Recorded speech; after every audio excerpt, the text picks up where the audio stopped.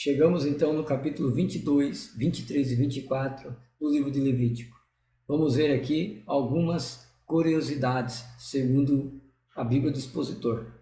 Diz assim, vai falar sobre a santidade das ofertas, lá no capítulo 22. E depois algumas instruções sobre a forma da oferta e do sacrifício. Então, lá no capítulo 22, já começa dizendo assim, no versículo 3, diga-lhes todo homem de toda a vossa descendência, entre as vossas gerações, que se chegar às coisas sagradas, que os filhos de Israel consagram ao Senhor, tendo imundície sobre si, diante de mim será extirpado a sua alma. Eu sou o Senhor. Ou seja, como o capítulo anterior é concluído com a ordem para desqualificar certos sacerdotes de oferecer sacrifícios, este capítulo começa com a condição sob as quais até o sacerdote qualificado legalmente não deviam participar da oferta. Tá? Tem a ver os sacerdotes que comem certas porções dos sacrifícios e que foi requerida deles para fazer, o que significa que ele se contaminou de alguma forma ou foi contaminado, não por falta própria. E no caso de contaminação, por qualquer motivo, o sacerdote tinha que se submeter-se a uma purificação antes que pudesse mais uma vez participar dos sacrifícios. Fazer isto poderia causar a perda da sua alma, né? Como a gente já viu no vídeo anterior, poderia causar, ele poderia morrer, Deus mataria, né? A gente viu lá em Êxodo que em capítulo 39, que o sacerdote ele tinha ensinos na orla das suas vestes. Para que era aquilo lá? Era para quando, se porventura o sacerdote estivesse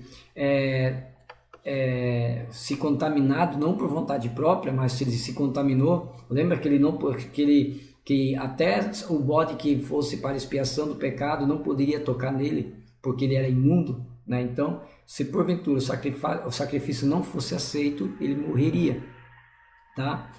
Outra coisa que a gente pode ver também no capítulo de número 22 é lá no versículo de número 11. Mas o sacerdote, quando comprar alguma pessoa com o seu dinheiro, ou seja, um servo, esta comerá delas, como o nascido em sua casa. Estes comerão do seu pão, o que significa que estes membros da sua família poderiam participar do sacrifício também. Ou seja, aquela gordura que o sacerdote comia, que sobrava no altar, que ele comia em expiação pelo povo de Israel, a sua família e até os servos que ele comprava. Lembra que a gente falou lá no vídeo que o servo não era israelita, não era um escravo, ele vendia o seu tempo por um período, né? Que geralmente era 6 ou 7 anos, que ele ficaria ali trabalhando em troca de estadia, comida. Então, esses servos também poderiam sentar para comer juntamente com o sacerdote, tá? Outra coisa que a gente pode falar também do versículo 22, tem muita coisa, né? Como eu sempre digo nos livros, nos vídeos, aliás, que os capítulos de Levítico são muito profundos, então seria praticamente, se eu fosse explicar tudo aqui ao pé da letra, seria de 2 a 3 horas de vídeo, tá?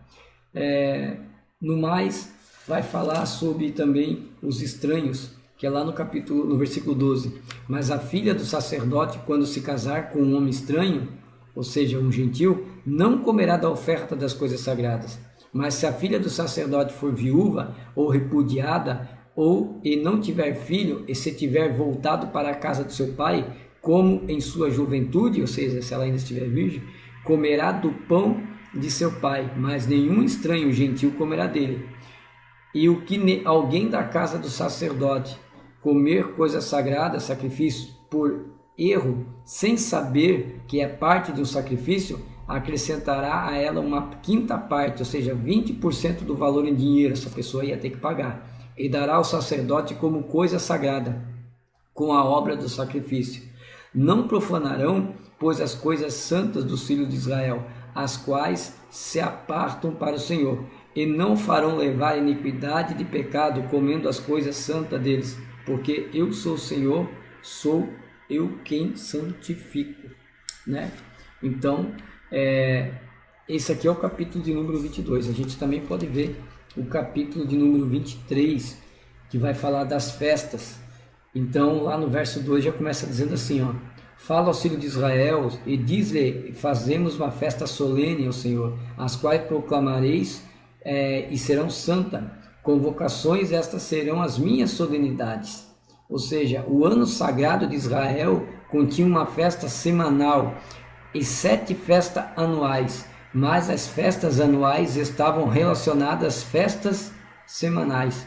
A festa semanal era o sábado, e as 7 festas anuais eram a Páscoa, e a festa dos pães asmos, e as festas das primícias, a do Pentecoste e a festa das trombetas, o dia da expiação e a festa do tabernáculo.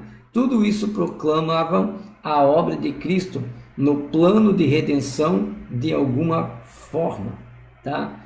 Também vai falar alguma coisa, a gente pode ver lá também nos versículos de número, aqui vai falar das festas, né? São 7 festas, vai falar sobre cada uma delas, a festa da Páscoa, tá? A festa do pão de levaduras, ou seja, lá no versículo 8, do 6 ao 8, a gente vai ver falando sobre a festa do pães sem levadura, ou pães asmos, né?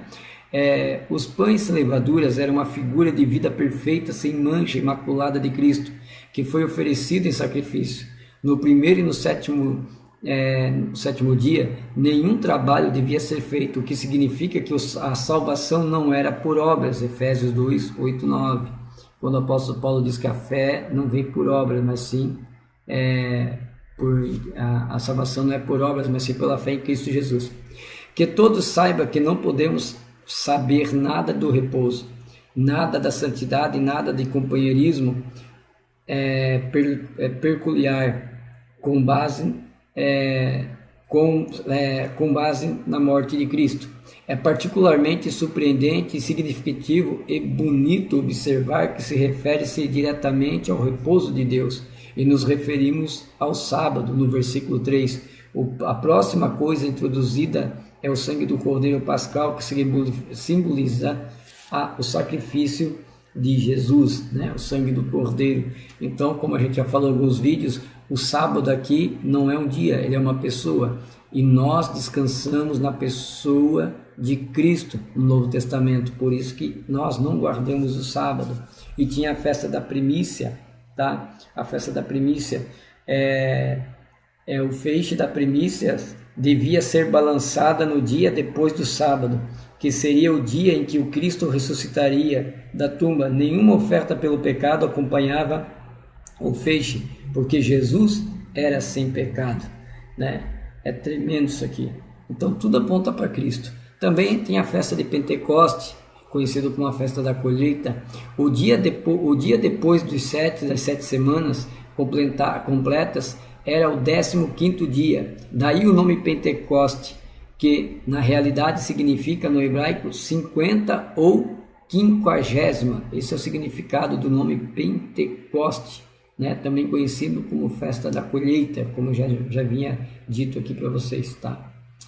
Também tem a festa das trombetas, né? A festa da trombeta também tem a ver com a igreja e com Israel. Refere-se em primeiro lugar à igreja, pois assinala o seu arrebatamento e, deste modo, encerrando a era da igreja. Mas as mesmas trombetas irão assinalar o arrebatamento da igreja. Também assinalarão o mesmo tempo e o começo da restauração de Israel, né? Então fala aí do arrebatamento. Nós estamos vivendo o tempo das festas da trombeta. Jesus está para buscar o seu povo. Outra coisa também interessante no capítulo 23, está lá no versículo 29 e no versículo 30. Porque toda pessoa que não se afligir, está falando lá na festa da expiação, presta atenção nisso. Porque toda pessoa que não se afligir no dia do pão asmo, né? que não se afligir, será no mesmo dia será extirpada do seu povo. Ou seja, qualquer um que recusasse a jejuar, ficando neste critério, perderia sua alma, tá? Então, no dia da expiação, teria que jejuar. Se não jejuasse, morreria. Verso 30. Qualquer pessoa que fizer qualquer trabalho neste mesmo dia, eu destruirei a tal pessoa dentre o seu povo. A exigência de que nenhum trabalho devia ser feito neste dia, em particular, tinha o propósito de indicar que a salvação é por fé e não por obras. Efésios 2, 8, 9, como já falamos também, tá? E agora nós vamos lá para o nosso capítulo de número 24. O capítulo 24 ele é meio extenso aqui em explicação, mas a gente vai falar aqui algumas coisas, né, a respeito do capítulo 24. Então, vai falar sobre as lâmpadas. Então, quando ele fala das lâmpadas ali, você leu comigo do 1 ao 4. No 4 diz assim, ó, e sobre o candelabro de ouro puro porás sempre em ordem as lâmpadas. O candelabro era um processo contínuo que exigia atenção a cada manhã, a cada tarde, e não poderia ser negligenciado. Estava diante do Senhor, ou seja, essa lâmpada ela nunca poderia apagar, tá? E tinha todo um cuidado. Vai falar também lá no versículo 5 do pão da proposição, tá? E o que a gente pode tirar disso? Lá no verso 7 diz assim, ó, porás também sobre cada fileira, ou seja, havia 2 pilhas de pães, 6 em cada pilha, cada uma num recipiente de incenso, e em cima de cada pilha um incenso continuamente. Incenso puro, uma substância amarga, e será para o pão de oferta comemorativo. A memória de Cristo deve ser guardada viva constantemente, o que em geral diz respeito ao que ele fez por nós na cruz. Oferta queimada ao Senhor. Queimar incenso em cima das pilhas de pães tornou os pães da proposição uma oferta ao Senhor feita no fogo, mas na realidade os pães não foram queimados no fogo, porque deviam ser comidos pelos sacerdotes no lugar santo, como as mais santos das ofertas. O fogo representa o juízo e a remoção da escória da vida dos crentes, Mateus 3,11, ou juízo pelo pecado, Levítico 10, 1, 2, tá? E lá no verso 8 vai dizer assim, a cada dia de sábado isto será posto em ordem continuamente ao Senhor, ou seja, a cada sábado todos os 12 pães deviam ser comidos pelos sacerdotes, como novo pães tomando o lugar dos antigos, tipificava nosso banquete em Cristo como pão da vida. João 6,58, pelos filhos de Israel por aliança perpétua. Refere-se ao fato de que todo israelita tinha que dar meio ciclo de prata a cada ano e que contribuía anualmente para a manutenção do serviço do santuário. A aquisição dos ingredientes e pratas representava a redenção, o que Cristo faria como resultado da sua morte, né? E você vê muita gente falando aí no TikTok, internet, que no Antigo Testamento o dízimo era alimento. Prata, ouro também era dado, tá? Este é o capítulo de número 24. Também nós vamos ver ali sobre a blasfêmia, que é do verso 10 ao 12, mas a gente vai falar sobre o verso 11 e o verso 12. E o filho da mulher israelita blasfemou o nome do Senhor e o amaldiçoou. A ideia é que ele amaldiçoou Deus e a lei de Deus. Então o levaram a Moisés, e a sua mãe se chamava Selomita, filha de Debre, da tribo de Dan. No calor do seu próprio julgamento, é algo muito gracioso. Ou seja, eles colocaram ele preso ali, né, para eles não fazer segundo a vontade deles. Deus é que tinha que decidir o que ia ser feito. Aí lá no verso 13 ia dar o veredito.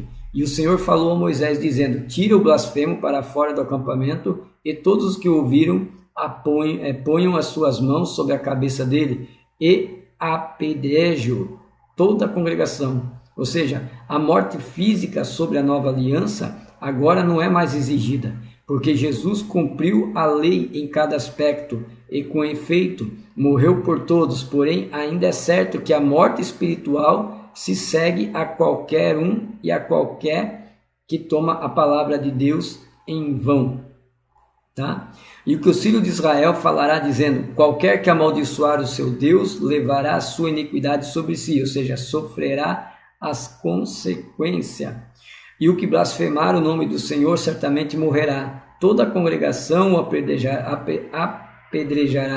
Assim o estrangeiro, ou seja, o gentio, como o natural, se blasfemar o nome do Senhor, será morto. Deste modo, o homem que fere de morte, assassino, qualquer pessoa sofrerá a morte. E o que matar algum animal tem que restituí-lo animal por animal. Estas leis já tinham sido registradas em Êxodo, capítulo 21. Um dos motivos por que elas foram repetidas aqui é que eles deviam saber que eram aplicáveis tanto ao prosélito, ou seja, aos que estavam fazendo parte, estavam querendo se assumir como ter o Deus de Israel como seu Deus, como gentil ou como israelita, tá bom? Então, essa aqui é as curiosidades do capítulo 22, 23 e 24.